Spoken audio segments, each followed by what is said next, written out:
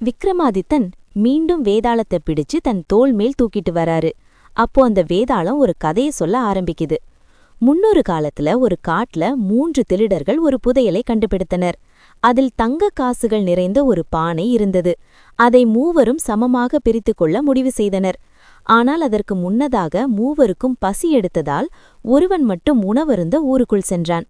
மற்ற இருவர் புதையலை பார்த்து கொள்ள காட்டில் தங்கினர். அப்போதான் அந்த திருடர்களுக்கு பேராசை வருது.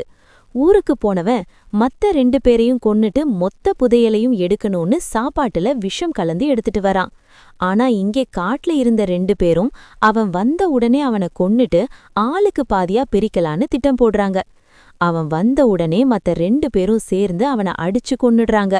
அப்புறம் அவன் கொண்டு வந்த விஷ சாப்பாட்டை சாப்பிட்டு அவங்களும் அங்கேயே செத்து போறாங்க.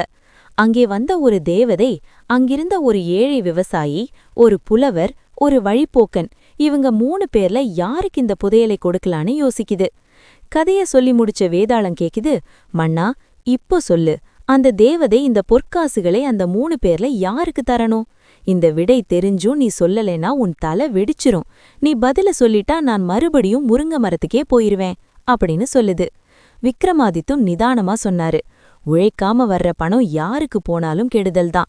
அந்த விவசாயிக்கோ புலவருக்கோ கொடுத்தா அவங்க உழைப்பும் அறிவும் பாழாயிரும்.